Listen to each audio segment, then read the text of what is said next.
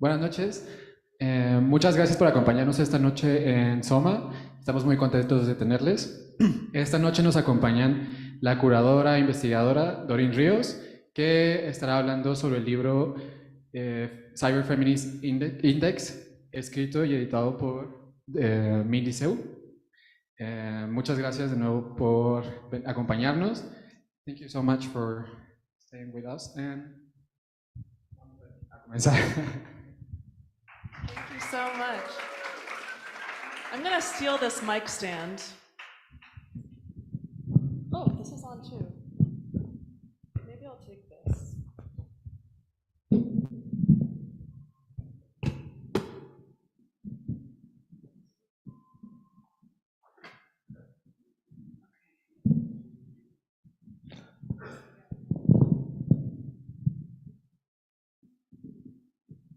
If the mic is here, can everyone hear me okay? Okay, great. Oops. So thank you so much, Joelle, and thank you also to Laura and the SOMA team for having me here. We've really been enjoying our time in Mexico City. It's so beautiful, so thank you for hosting us. We will soon be followed by, after this performative reading, we'll be followed by a conversation with Doreen Ríos. So I'm really looking forward to that. And then we'll have Q&A afterwards in English and Spanish. So feel free to ask questions in whichever way you feel comfortable. So this book here, the Cyberfeminism Index, is a source book. It's a chronology that's annotated. And it's also a collection of online activism and net art from the past 3 decades. It's also structured, let me move some things around.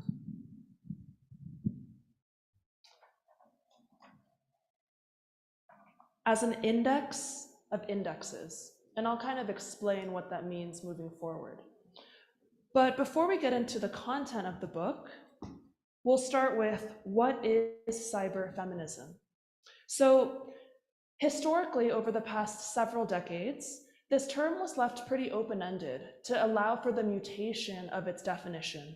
So when you talk to people from different eras, from the 90s, 2000s, and now, even up till in different regions, people will have a different definition of this term. If you were to ask me, I would start by breaking apart the word itself. So this prefix cyber first emerged in Norbert Wiener's cybernetics. Are people familiar with this field of study? Some nodding heads. So in a very simple one-liner, cybernetics proposes that not only do you impact a system, that system is impacting you. So you're in this feedback loop of behavioral change, of inputs and outputs. Cyber then appeared in the 1980s as cyberspace in William Gibson's 1980 science fiction novel, Neuromancer. Have people read this book? Okay. So Neuromancer is important for a lot of reasons. It kind of predicted these sensory networked online landscapes that we're very much talking about today. Think the metaverse, virtual realities, etc. But Gibson's cyberspace, Gibson's cyberspace was also very characterized by the male gaze. So you have fembots and cyberbabes and depictions of women in typically robotic or assistant-like roles. So when cyber was then fixed to feminism in the early 90s by VNS Matrix and Sadie Plant, it was almost like a provocation or an oxymoron. They asked, how could women or feminists or marginalized communities kind of predict or shape what cyberspace might be?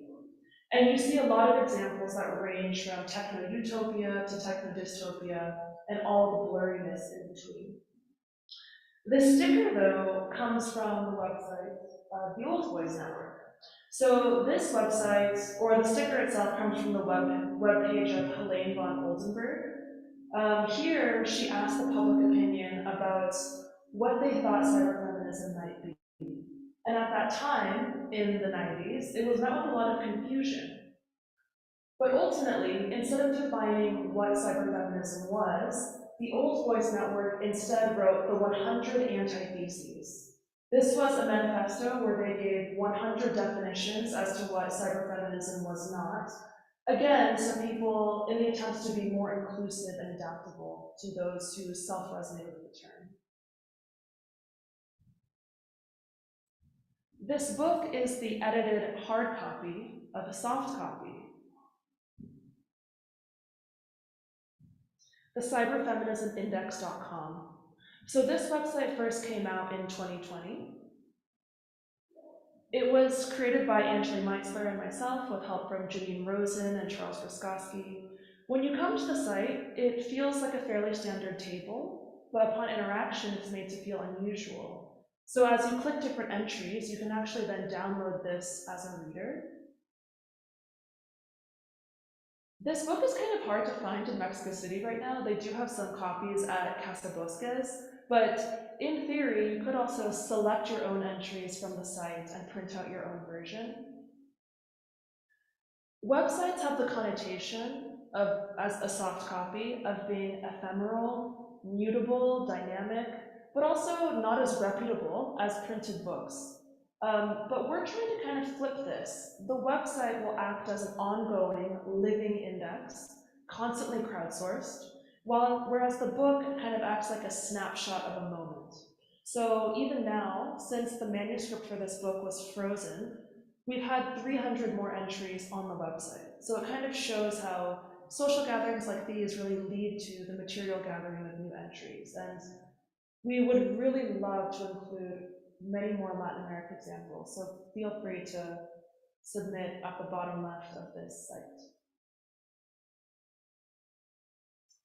This book is also an interface filled with hyperlinks. And typically when you hear the word interface or hyperlink, it has a digital connotation. But a lot of the precursors of these are actually analog. So things like indexes, bibliographies, footnotes, all of these are seen as early examples of the hyperlink, especially as described by the father of the concept of the hyperlink, Ted Nelson. So in fact, in an entry 146,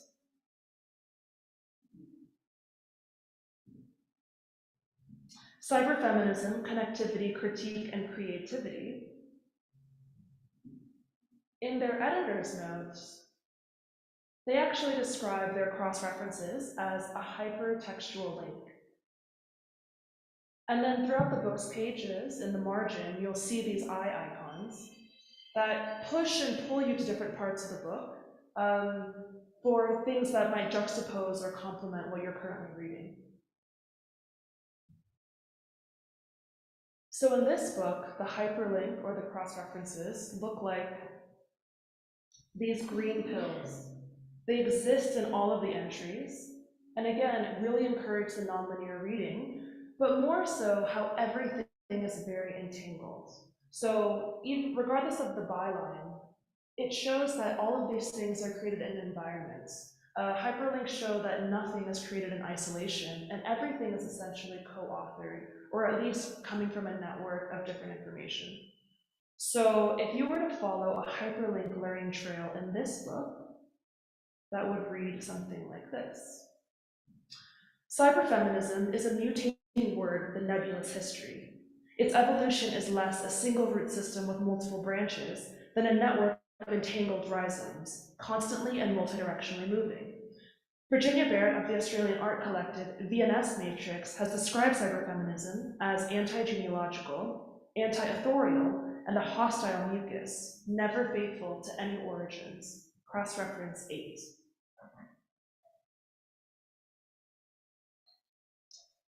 VNS Matrix, 1991.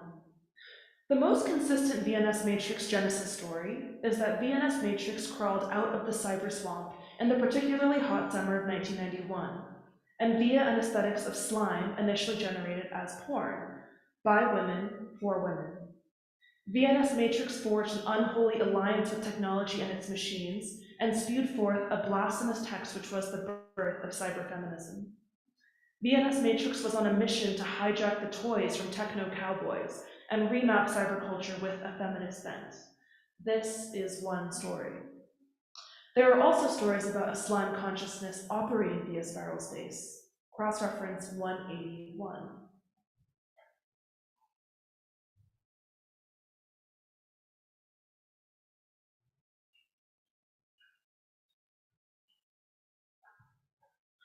181, Tales from the Puppet Mistress, Gash Girl, 2000. Years after losing my machine virginity to a Mac 512K, I have slipped through the reality grid into the clear violet haze of spiral space. Desire, I slide through the luminous screen to inhabit the spaces between words. The keyboard is constantly sticky. Madness, an erotically reconstructed replicant, my biocode is being rewritten. This is better than any drug. Cross-reference 646.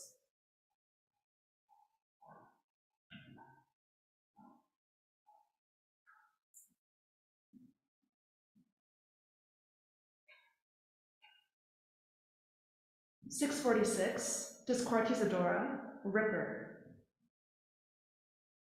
Mestiza of the southern pussy, meat of a pussy that expels word vomit, conserved by death and disgust of the colonization representing an ancestral systemic violation in live meat. I do not feel pride because I was born full of prejudices.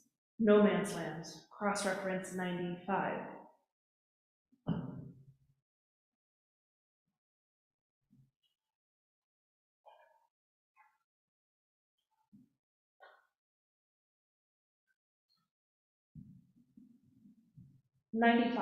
Confessions of a Wetback, Guillermo Gomez Peña. You call yourself a wetback. Do you see yourself as an intruder on the net? Yes, the number of Latino students, artists, and activists on the net is minute, but we want to participate in the national and cultural debates, and many are permeated by technology. I consider myself a coyote, a smuggler of ideas. We want net inhabitants to get used to a new cultural sensibility, but we do encounter the linguistic border patrol. So as you can see, the primary body that we're in now we call the index, and it feels kind of like an encyclopedia. So similar to reading an encyclopedia, you probably wouldn't do so cover to cover. You would likely open it, find an entry that resonated with you, and then in this book you can hop around with these hyperlinks. There's also an index of people, titles first, and then people. But if you're looking for some serendipitous discovery, there's also the index of images.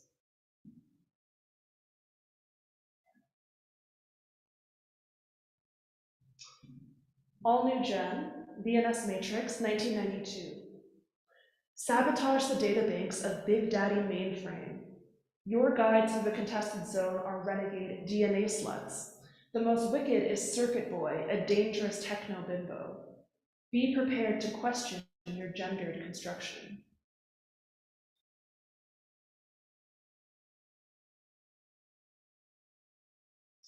Genital Panic, Merry Magic, 2020. We must reconsider the normative body and how disobedient bodies are already pathologized, from the medicalization of infants born of ambiguous genitalia to the disqualification of intersex athletes on the basis of biology. These guidelines matter. They determine how we are policed and how we are surveilled.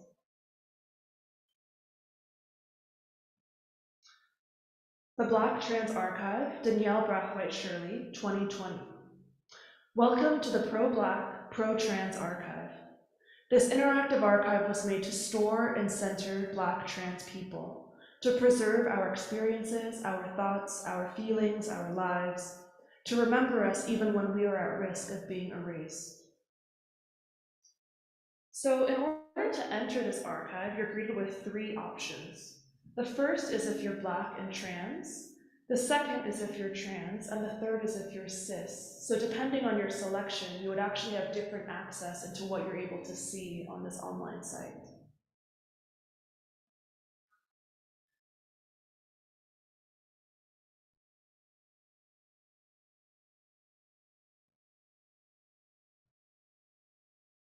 Time Traveler, Scalanetti, 2008. This is a website from the future. Watch for upcoming episodes in which Hunter Deerhouse sails to Europe with Pocahontas in AD 1615, aids and abets the Dakota Sioux Uprising of 1862, and finds true love in the Kanawake Mohawk Territory in 2009.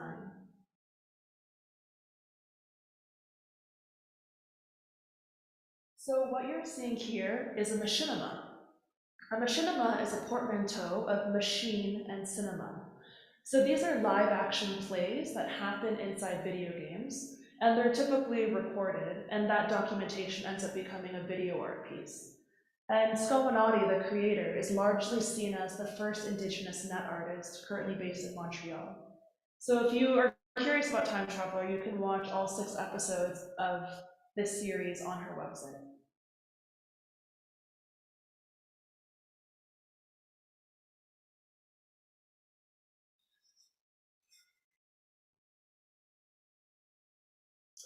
Afro Cyber Resistance, Tabitha Rezaire, 2014. We need to quickly snap out of the Web 2.0 fantasy of the internet as a promised land. Whatever visions that ideologically shaped this technology at the beginning of the development of computers have now successfully been structurally organized to serve the primary interests of North American governmental bodies and the commercial interests of the world's wealthiest companies.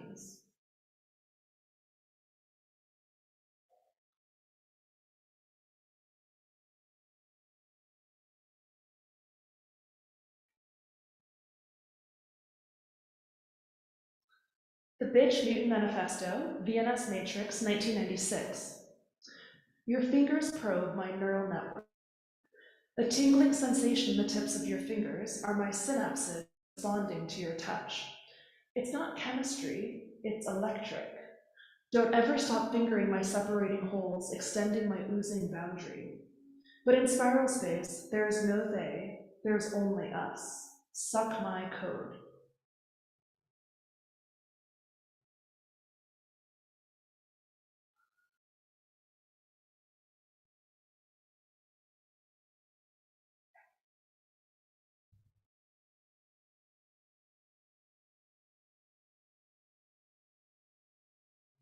We'll see if this one pops up. It's a little sensitive.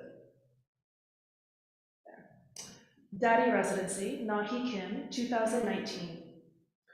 I plan to have a baby after 7 years by artificial insemination, and I'd like to have a variety of companions for that rigorous but invaluable parenting experience. So I'm launching this open call for daddy residents who want to raise the baby with me for a certain amount of time. The application deadline is July 31st, 2025. So all of you still have time to apply to be Nahi's baby daddy if you're interested. Okay, last but not least. The Old Boys Network, 1997. The Old Boys Network is regarded as the first international cyberfeminist alliance. Normally, the term Old Boys Network is used as a metaphor to describe an informal interrelation of men. Nowadays, the Old Boys Network may be used as a dangerous cyberfeminist virus. So I like to end these readings with the acknowledgements.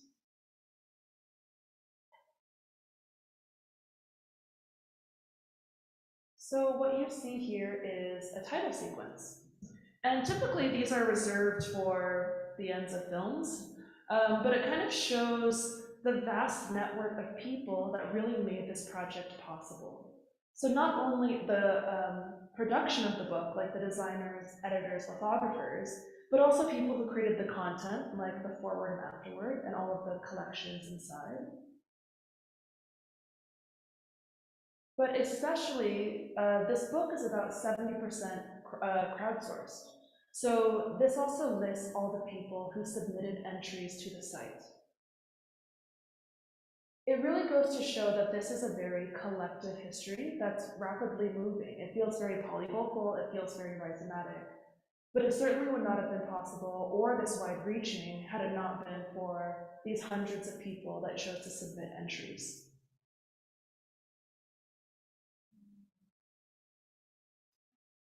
So that said, this is also another call to action for all of you to please feel welcome to submit things to the site, whether they're your own work, the work of your peers, or historical references.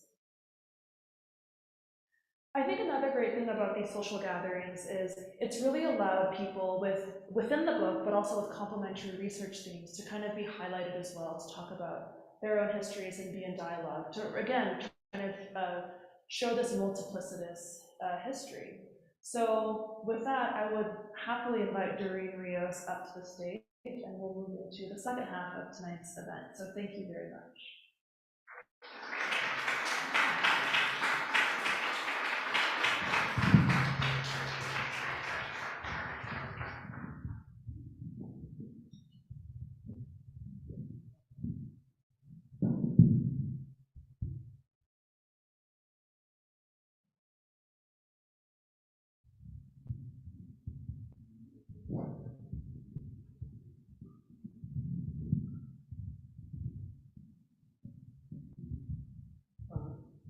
Thank you so much for that amazing presentation. It's I know the first time that I remember getting close to this project, and I remember talking with you about this, like the first time that we met was 3 years ago during the Transmediale festival in Berlin. Probably, I don't know, it was like early February, something like that. And I remember it was like just a series of copies of the first version of this book, and even like a prior version to what you already shared, which is the website. And I remember thinking a lot about like how powerful it is that we keep on weaving networks outside, in this case, of the nodes of the internet. And that connected me a lot with a conversation that I find very interesting, that I would really, really want to know your opinion about, which is sometimes when we think about art and technology, but then specifically when thinking about these practices that have to do with web-based interactions or internet-based artwork. Sometimes I feel, as a curator, that certain audiences still feel that these kind of practices are a bit far from, the broader conversation of contemporary art production.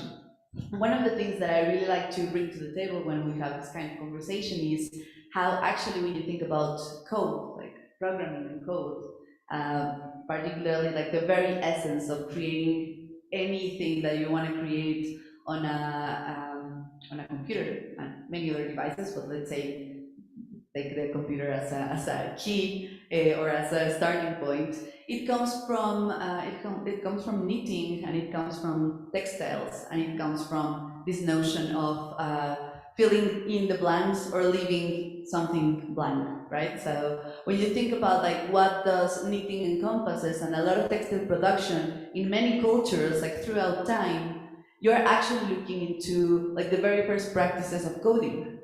And it still looks and it works and looks very similar when you think about like this metaphor of the front end and the back end of a website. It works pretty much the same with any knitting pattern, right? Like you have an image at the front, but then you have like everything that wires it together, very literally, on the back.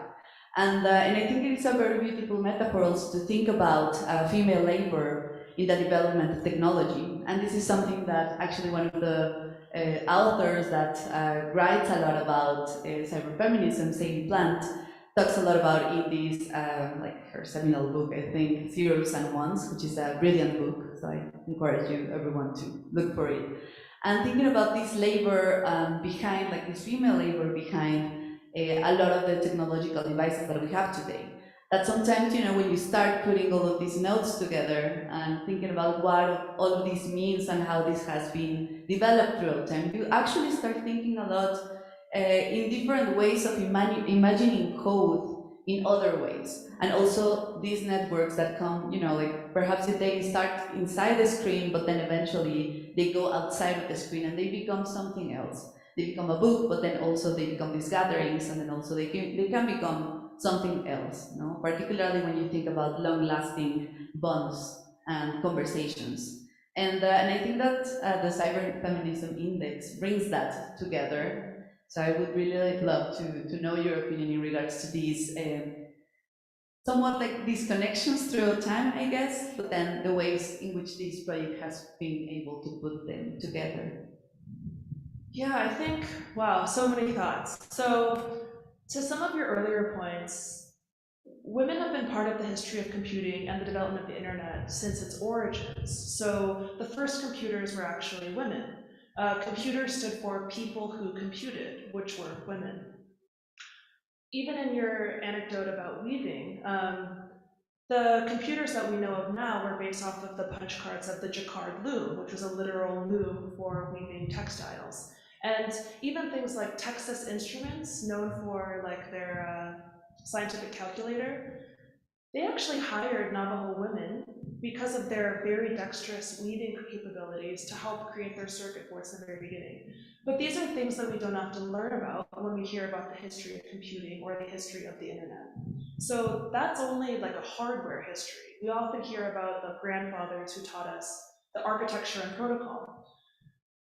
On the flip side, cyberfeminism and Sadie Plant Zeros and Ones is not only talking about women's contributions to the hardware history, but also really focusing on the application or the top layer of the stack. This really dealt with the social applications within how people use the internet. So it's not only what technology does to us, it's also about all the behaviors it affords and how it is kind of invested or embedded within a larger environment. So zeros and ones is really talking about the materialism of the internet. We see the internet as this very ephemeral, cloud-based, non-physical thing, but it's very much rooted in the earth. You have fiber optic cables running through the ocean floor. You have people in Latin America and rural China mining rare earth minerals that make up our iPhones. Even the ability to recycle an iPhone is very difficult. So they actually ship all of your old devices into what's called an e-waste graveyard in rural China. They're very hard to take apart. So they are able to remove some minerals to sell, everything else they burn, and this actually leads to really high rates of cancer in that region. So the materialism of the internet is very, very palpable. This book, though, does start in 1991 because this is when the term cyberfeminism was coined. This doesn't mean that feminist internet or technology activism didn't occur much, much before this, but it was just an attempt to create some boundaries. So this book is really just trying to aggregate a lot of these types of references from a very global perspective.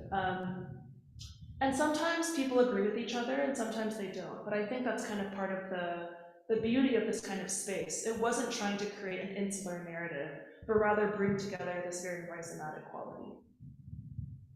And that kind of brings me to this moment when we start talking about post-cyberfeminism, right? Like probably around, it was probably 2017 when like it was like 20 years later after this Documenta 10 when all of these, part of these pioneers in cyberfeminism gathered together and they came up with several projects, with one of them being the 100 Antitheses of Cyberfeminism. And in this second moment, 20 years later, I think it was a very interesting moment of reflecting back on what cyberfeminism was and how it started mutating and becoming something else, right?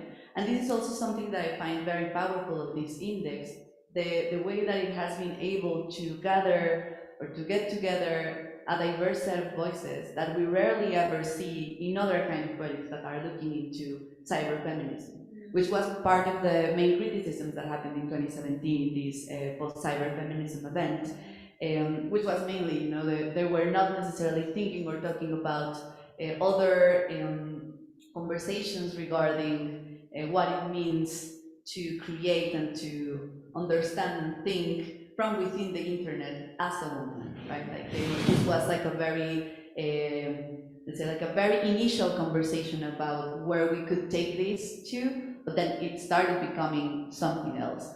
And this is something that I find very powerful because of several reasons, but one of them being that a lot of the communities that are working with art and technology in Latin America, but particularly in this case in Mexico, they are very much rooted in community. They are very much rooted in DIY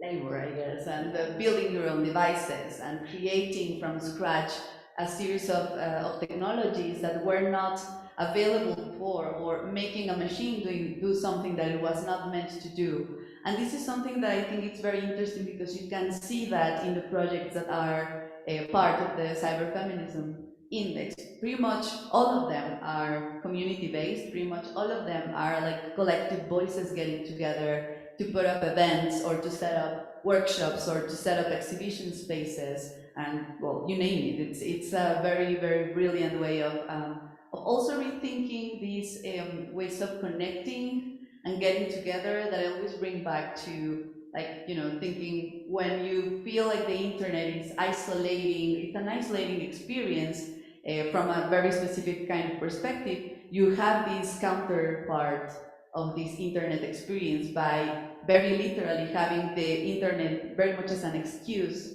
to pour into other conversations and to become something else outside of the screen. And this is also something that happens with the project itself, that, you know, I would really love to know how you have been envisioning these changes of format and of course of materiality. You know, I think a lot about this cycle of thinking, you know, like these fluid materials that are available online and that are always mutating and being reshaped, not only because of the implications of the internet itself, but also because of the interaction that people can have with these spaces. But then on the other hand, having these, I know I feel somehow it's like when you reach the goal of a video game and then you stop for a little second on there and then you start like a new part of this experience. So I was just wondering, how did that process work for you within this particular project, and how do you envision these cyclic changes of materiality becoming like a feature part perhaps of what you'd like to do with this index? Yeah. Well, I think first to speak on the collectivity, this book started in 2019, the research for this project, and one of the first groups that I came in touch with was Cybergirls, based in Mexico City. So tomorrow we're actually having a conversation with Cybergirls and Cloud Kinky, who's part of another Mexico City-based collective called Gainfunk, tomorrow at Casa Bosques. What was really important about this was these groups were very invested in this idea of, you say DIY, that evolved into DIWO or DIWO, which stands for DIY is do it yourself, DIWO is do it with others, also known as DIT, do it together. And this was really the ethos of this feminist practice. I think especially in Latin America, they were really pushing forward this free software movement. So using tools that are not privatized, no Adobe, trying to avoid WhatsApp, the metas, etc. So this I thought was a really, really important part. I actually learned yesterday when I was in conversation with Liliana, she was saying how when we first asked people to submit to this index, it was using Google Sheets and Google Forms. And a lot of people in Mexico City didn't feel comfortable with this because using Google was actually very violent, especially with their surveillance practices. And even if I understand this, that Google is extremely privatized and extremely surveillance, it didn't even, for me, it was a matter of accessibility and making it wide without thinking about the actual people who were implicated in this process and not wanting to reveal themselves to this larger space. So I think tensions like these are really important to have in discussion. I think that also speaks to the materiality too. This book is really a project of translation. So it's moved from a 10-copy print-on-demand book that I gifted to my friends, and then it moved into this spreadsheet, then a website, and now this book. And then there are variations of this as well, like the AR component, etc. But most importantly, I do think the book is just a proxy for social gatherings. It's a book of material gatherings and a collection, but it's just really a prompt to be in a space with people and allow people to really talk about their experiences in this space and figure out how we can either create sister projects, create adaptations, and really just allow this to grow in a very natural, but also mutating way. And now that you say that this is more of the book in itself is more of a tool to open up other kind of conversations. I remember when I first got the book, the physical book, I remember talking to a friend of mine and saying like, oh, this feels very much like an oracle, you know, like I can just like open it wherever I want and I'll find, you know, something, and then maybe I can just like point a finger and close my eyes and I don't know, you know, like feel something else from this specific object, which is part of like this ritualistic conversation in regards to being together and creating together, which perhaps has a very strong bonding to other kind of practices as well, but that when we think about the possibilities in this case of the internet and internet-based projects, a lot of these notions, let's say, or a lot of the goals behind jumping into the internet have to do with that, with being able to be together, even if not geographically speaking, or let's say physically speaking, but through other kind of means. And this just kind of brings me to something that I was just thinking about a couple of days ago when we were preparing for the talk, and I remember probably like around 2019, I wrote an essay about techno-shamanism because of whatever reasons, but I remember that I was reading this researcher, her name is Fabiane M. Borges, a Brazilian researcher, and she was saying something that I just never forgot ever since the first time that I read it, which was how it feels like connecting to the internet is a ritual in itself, in the sense that a lot of shamanic practices in several parts of Mesoamerica, and in other places as well, of course, they have to do with leaving your physical body in order for you to connect with other consciousnesses that are elsewhere, in other dimensions, or whatever you want to call that. And somehow when you think about connecting or getting online, it has a very similar sense to it. When you think about, like you use a specific device, or you use a ritualistic object in order for you to remove parts of your physicality and connect with something else, and being able to be together with something else. And in this case, perhaps we're, of course, talking about mainly people who are not physically present where you are located, but then it also becomes other ways of exchanging and thinking about these rituals, which I found very, very powerful in her research, and of course in a lot of the practices that are linked to this index. And also this idea of hyperlinking these nodes, I think it becomes also a way not only of keeping track of what have you, in a way, used as inspiration before, where have you connected certain ideas, but it gives you also a different way of thinking about these rituals, right? And I was just wondering if these gatherings and these events have somehow become somewhat of a ritual whenever you approach the book and then you open it. Yeah. I mean, I think this kind of points back to the comment on materialism, because when the internet first came out, 1989, the World Wide Web was released by Tim Berners-Lee and many other people, but he gets the credit. But Marshall McLuhan then published and wrote about the global village. Right now we can talk with anyone all over the world. In some ways this was true, in some ways this really isn't. So even today, only 65% of global population is an active internet user. So of course this is different depending on what region you're in, but that also means that many, many people are not online. Not only this, but this idea of, I do agree with this idea of transcendence, as in you are leaving your body to interact in this space. But again, the materialism isn't about only the hardware of these tools, but also the materialism of our own bodies. So the way we interact in physical space, how we're conditioned, how we're treated, these things are internalized and come out through behaviors, even if they're online. So for example, it might actually have been the 2000s, this book by Lisa Nakamura called Race in -for Cyberspace. She talks about identity tourism or race swapping. So initially they thought that when you're online, if you have an avatar, you can pick what they look like, their skin color, their appearance, and you can be anything. This might be a space for empathy building, right? We can step into the shoes of another and really understand what they are feeling. But the inverse actually happens, where instead those who participated in race swapping actually just inherited the stereotypes of people of different colors and backgrounds and reenacted those in online space. And because the parameters of online space, this is just a vehicle.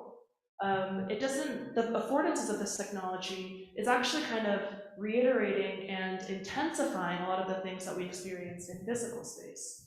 So unless we actually change the codes of conduct and how we might actually be able to engage, this space actually isn't that liberatory after all, especially when you think about its origins. Like, the internet was created from a military-industrial complex. So built into the framework, we have these tools of surveillance, these tools of commodification. Even now, when people evangelize about how Web3 feels so emancipatory, we have to consider who is making these tools, who is pioneering these tools, and what they're kind of telling to us. It's like someone telling me that this is the future, but not explaining how you actually have access to it. So this is the kind of thing that I think is a bit dangerous and needs to be reconsidered. It's not about the tool, it's how we use the tool. Not to mention, peer-to-peer, which is technically decentralized technologies like blockchain, has been around since the origins of the internet. Torrenting, peer-to-peer, all of these things, even sneaker nets, a lot of these things are very highly used in regions that are highly surveilled. So like El Paquete is a sneaker net where they have these physical devices of hardware where you can access digital media, but on a physical device, like a hard drive or a case, in order to avoid the online networks where everything is tracked. So there are different mechanisms for this that really talk about collectivity, but also how we can actually evade or remove ourselves from the physicality of ourselves and these tools that we're using. And that kind of like connects really well with like, I think this is like something that happens perhaps in other parts of the world as well, but that we in Mexico have very much embedded in our consumption culture of technology, which is normally we wouldn't necessarily go and get a new device from like, whatever technology brand it's out there. Rather, you would have, at least in my experience and in a lot of the experiences of people that I know, is you would go to what we would call the Plaza de la Tecnología, right? So I don't know how to translate that, but I'm going to try my best. So basically, these places that are creating devices from scratch, most of the time using either technological trash or like specific bits and pieces of technology that it's out there somewhere where you can just go grab it and put it together into a new device. So like all of this refurbished culture, but we've had that for ages. And a lot of it has to do with accessibility, but then also a lot of it has to do with the ways in which we understand these devices embedding into our own lives. Because I don't remember, like I pretty much don't, I don't think I don't know anyone who hasn't had this experience of using the devices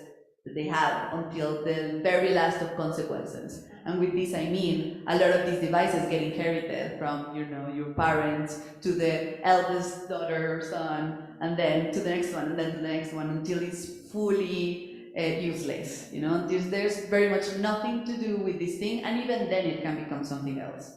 And that's something that I find very interesting in this notion of mutation, but not only mutation within the conceptual framework of what a concept becomes throughout time, a concept like the internet and the tooling itself, but also how these devices that carry these technologies, and that spread somehow these technologies, can also be reinterpreted through these other notions of exchanging uses. And I think that's something that you can see here, in this specific project, but then also in the ways in which communities, particularly community-based projects, have, I don't know how to say it, like have taken a part of this project and made it like a hotspot for something else, which I think is like a very powerful thing, because it becomes then like an echo, like an inherited echo that then becomes something else and becomes something else.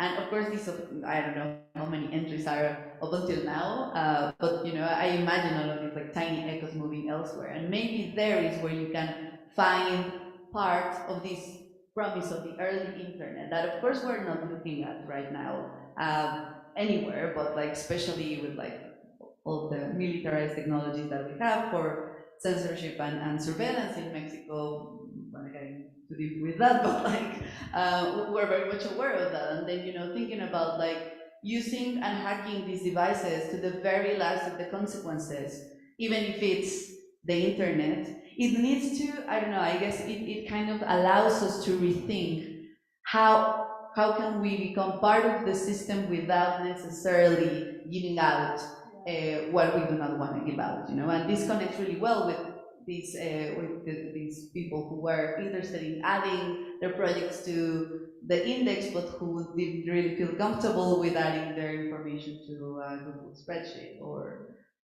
having a, you know, whatever other kind of connection that might not be something strange elsewhere. But I think, you know, like maybe there's something that echoes around that is not only within the technologies in itself, of course, but in the echoes of what it can become. So I was just... Yeah, well, I think also to this point of hacking, the term cyberfeminism is a very imperfect umbrella term. Like, it feels kind of 90s and retrograde. Even some of the people who consider themselves cyberfeminists in the 90s now call themselves like techno-feminists. And earlier you mentioned the Post-Cyberfeminist International. That was curated by Helen Hester, who coined xenofeminism with their collective Laboria Cubonics. Hack feminism was coined in Latin America.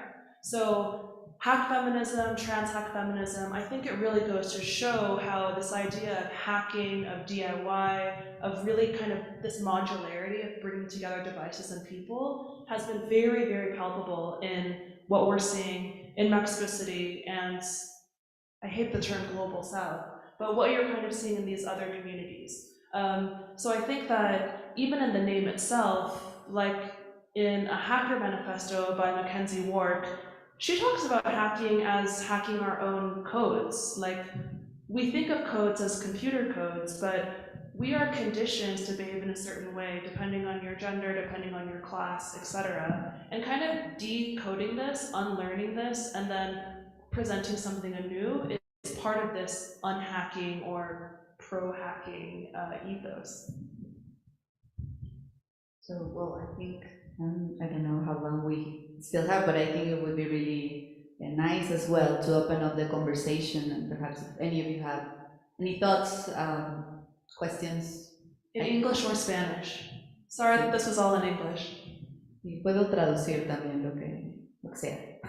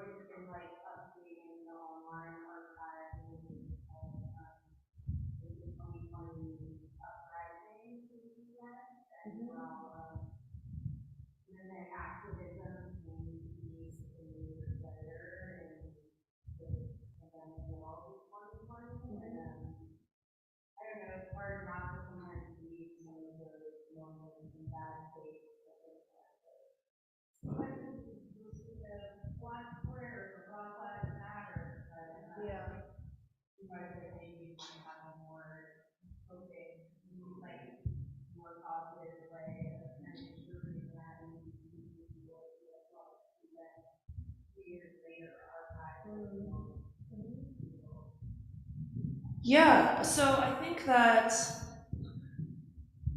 everything is needs to be contextualized. So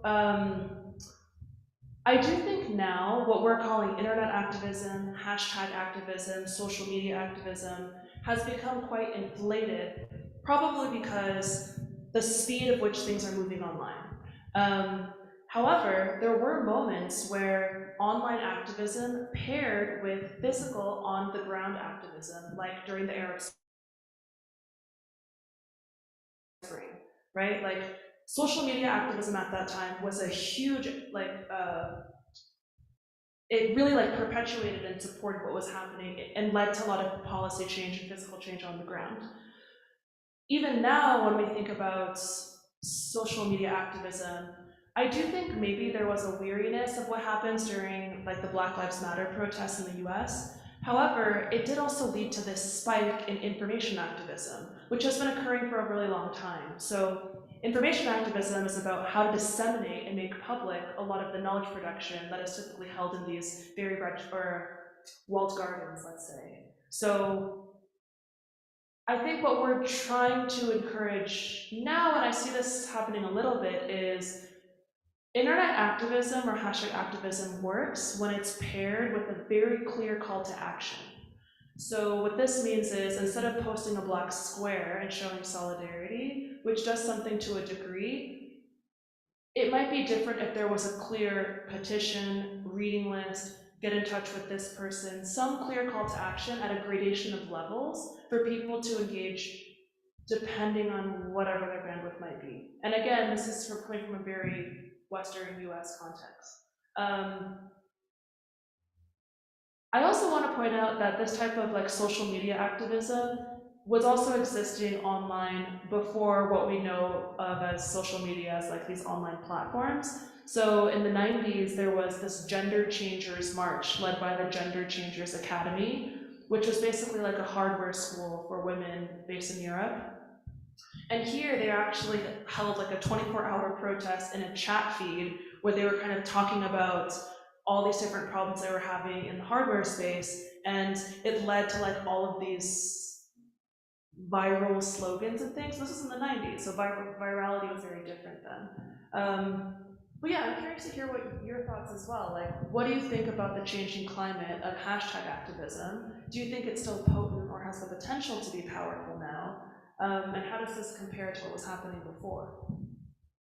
Well, I guess I can start by the before part. In late 2021, I edited a book in regards to the work of Ricardo Dominguez with the electronic disturbance theater and critical art ensemble, particle group, and so forth, which were actually hacktivists, that's how they called themselves. And they had a very specifically performatic practice inside and outside of the screens. So that's also something that was for me very interesting to look into, because they had very strong links with what was happening in Mexico at the moment, particularly with the Zapatista uprising of 1994. So we're talking about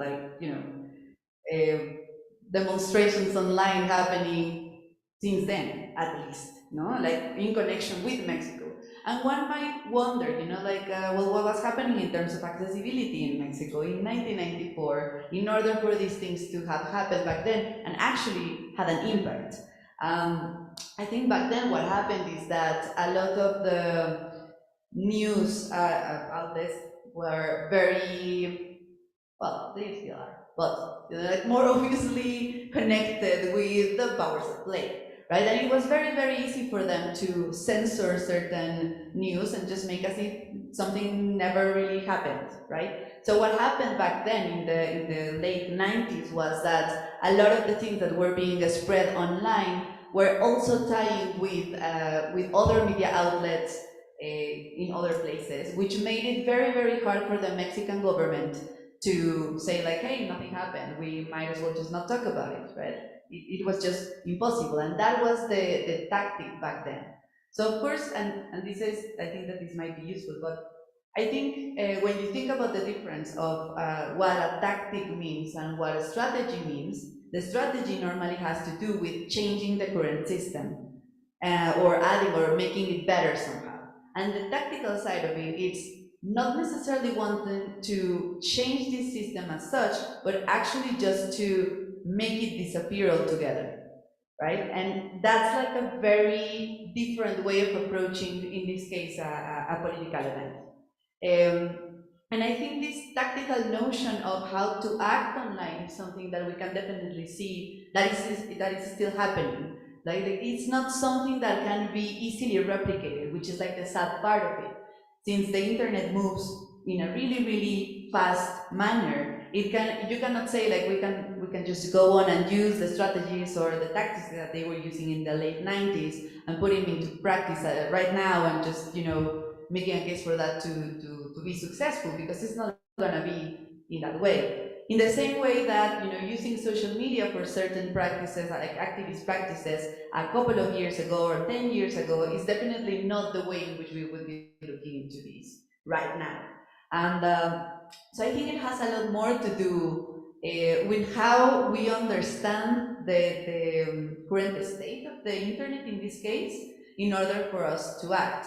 And an idea that I find very powerful actually comes from Legacy Russell, which where she talks about this glitch feminism, which is basically thinking about the error or the mistake in a system, or becoming or embodying this mistake that is just gonna be there for a little while.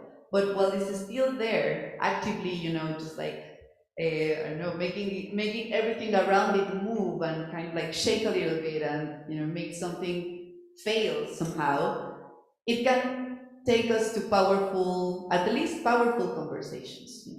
So I think that we are there. If I were to think about how can we use, for instance, now social media in order to create these hacktivist practices, I would say in a non-conventional way. That's the very first thing. I don't think these are the kind of practices that you can just easily replicate. You always have to be looking into what can make them fail, which is basically hacking them, even if not technically speaking, right? So I think that there's something there. Yeah, that's really nice. I think also a great quote from glitch feminism is, "A glitch is a correction to the machine." So really showing the errant or the error as something that we're aspiring towards.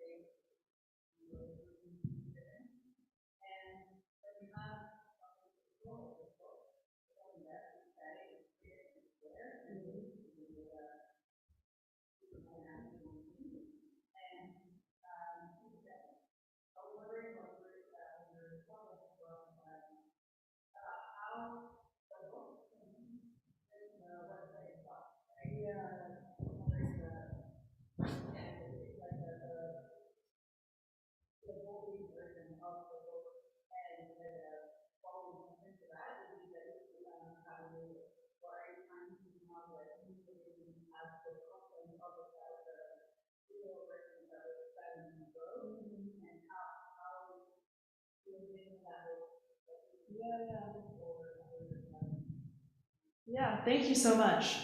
So, Angeline and I did make as many decisions as possible, because our primary question for the website was, how do websites age? Which is not very well. We were looking at a lot of websites from the 90s, though, that have stood the test of time, and we can kind of hypothesize as to why. So we also followed those same architectural decisions when we were creating this site. Despite all this, the average lifespan of a website is 2.5 years, according to the Internet Archive. So this is quite short.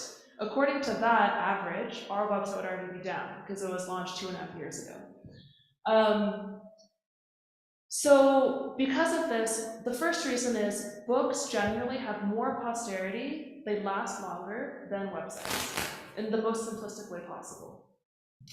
The second is it's kind of a citational hack. So typically when you're writing something, who you cite and where it's published is given a sort of weight.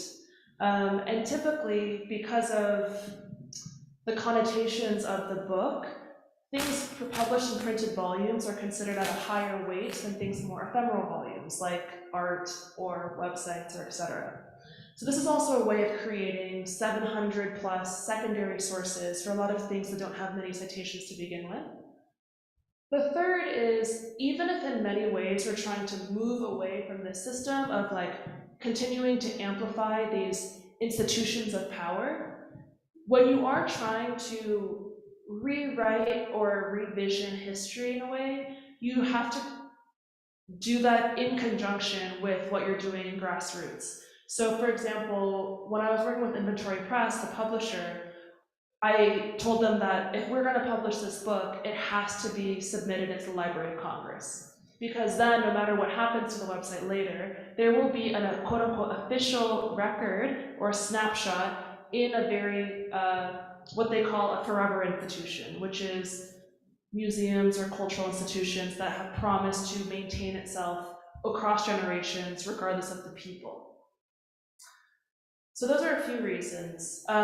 In terms of what comes next, I don't think I would publish a quote-unquote official version of the book again. Instead, I'd rather make the print CSS version on the website much more robust and actually store those copies. So as people kind of publish their own books, we continue to have these new snapshots, and it actually could then feel they would be quote-unquote authored by different people, these collections. And then they can kind of, it almost becomes an EPUB, they can print it out on a print-on-demand service, they can leave it as a PDF, but this active downloading is also quite political in a way. Like Paul Sawellis describes downloading as a form of activism because we don't own any of our content anymore. They're just living in the cloud.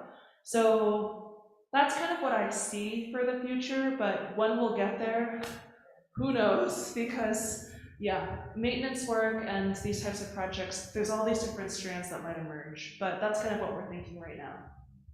Yeah. I'm not sure where we are at in terms of time. Maybe one more? Yep. Okay.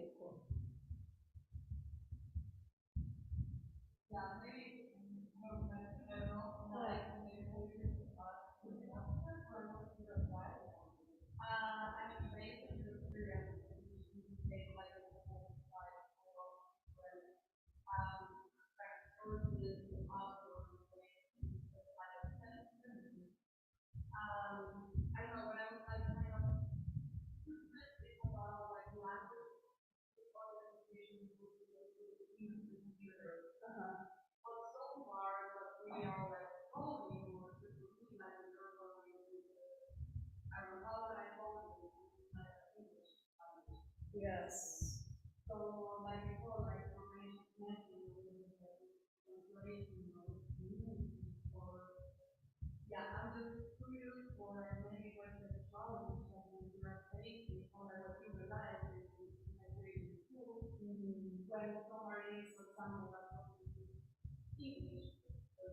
Yes.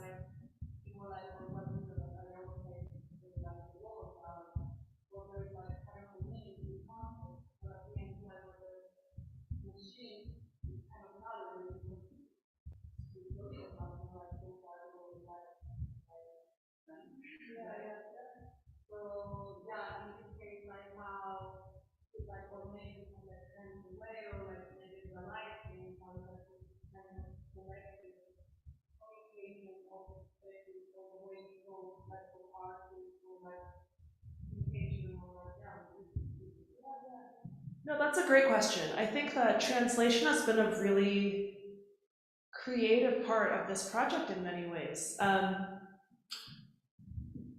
There's been a translation across media, so from spreadsheet to book to website, etc. There's been visual translation. So on the website, I actually hired a poet to write the alt text for all the images that you see. Alt text is essentially what screen readers use to read an image for people who are visually impaired. So that changes something from an image to text. For the languages, this is also a reflection of my very Western bias as an English speaker. If something was submitted in a different language, it will appear in that language first, and then was translated into English, typically by the person who submitted it, or I would essentially do this grassroots and ask my friends who spoke those languages. We are really trying to think about what happens on the online site later on. Like on the Laborio Kumonic site for xenofeminism, there's 20 language tabs at the bottom, and when you click one, it'll translate the entire site. I don't know if this is automated, because translation I think is actually quite subjective and poetic, so just leaving it to a machine feels like it would lose some of that energy. But this is kind of a goal for the website as well. And I can actually show you how we made the book, which kind of goes to this human and computer component. So, my notes. We downloaded the entire website as this Google Doc and then color coordinated it. So you have red titles, green metadata, blue annotations. Right now you're seeing the cursor of Lily Healy, and she's downloading that document into an XML file, which is like a markup file. And then using a template that Laura Combs designed in InDesign, which appears blank, but it comes pre-tagged with different styles. Lily, when she drags in the XML, it'll populate the page.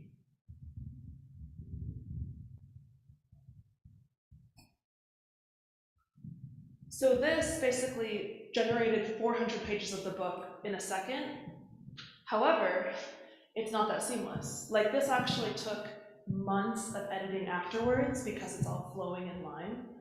We actually found that it was easier to, if we found an error, to actually re-script the entire thing because, yeah, it was a bit cumbersome. But I think this goes to show, like, this is a clear example of the relationship between a seamless and efficient automated technology, fully supported by months of manual labor from me, Laura, and our editors, Andrew Sharman and Julia Bell. Like that, we probably scripted this, we saw several times, but the manual component of this took nearly a year.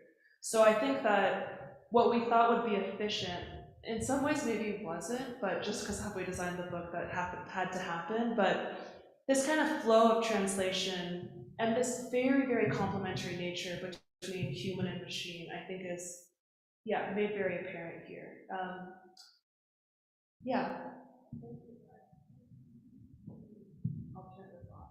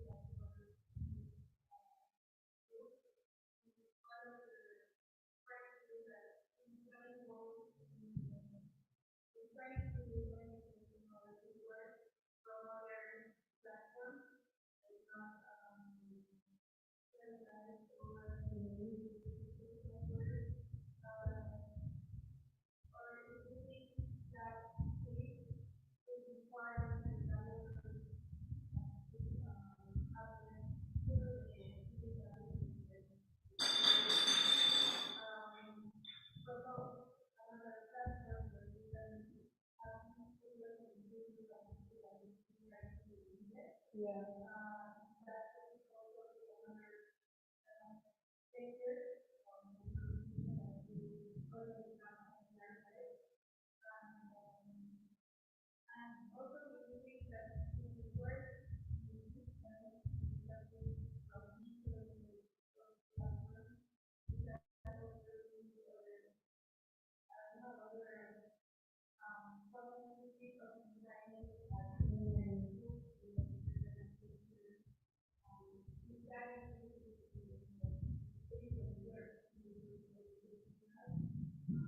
Yes, I think it absolutely does change. So in the beginning, we were really, really trying to only use free softwares and not use InDesign, which we're using, and Google Docs, which we're using.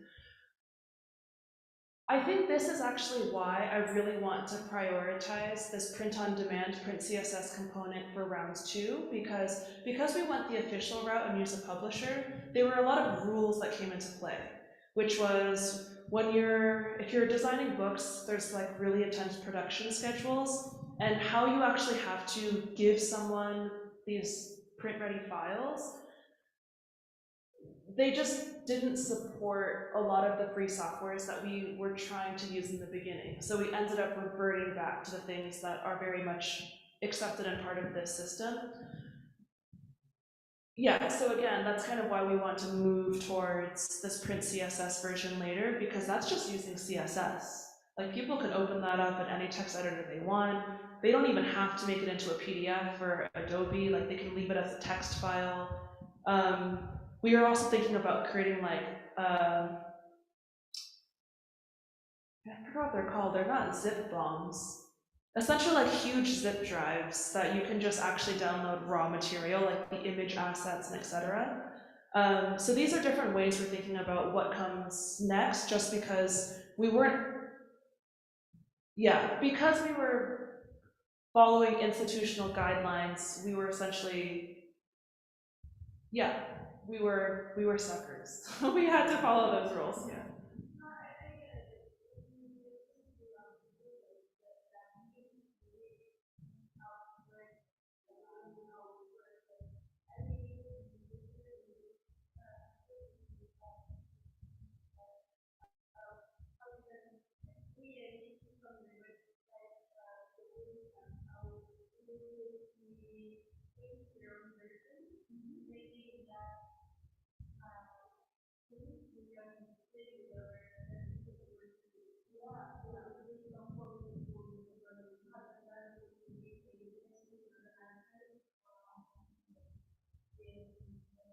For sure, yeah. And I think even the ability for people to add their own annotations. Like, there are a lot of different ways that this can feel as collective as possible. This kind of brings me to the point of why my name is on the cover if this is a crowdsourced collective volume. And we were really considering why this had to happen or not. And ultimately, we decided to leave this because this book, it's very large, it feels like an encyclopedia, it feels very canonical. And this was, even though we call it an anti-canon. And typically when you see books like this, like history books or encyclopedias, there is no byline. They're presented as a hard, objective truth by some omniscient body. I think by putting the name on the cover, it shows that it's a very subjective, biased curation by myself, moderated primarily by myself, of what I consider cyberfeminism. So like, even if people are crowdsourcing, the rules of moderation were created by myself. Like, there are other volumes of cyberfeminist collections. So I think it's not about giving someone to celebrate, but rather someone to blame. Like, if something's wrong in that book, they know who to talk to because of all the different rules that were created. So moving forward, this is why, like, when people create their own PDFs, if they're submitting their own things, there should be different ways to change that byline too, right? So again, people know who is creating this specific grouping of objects. So these are all things that are on the back burner and hopefully will happen in the near future.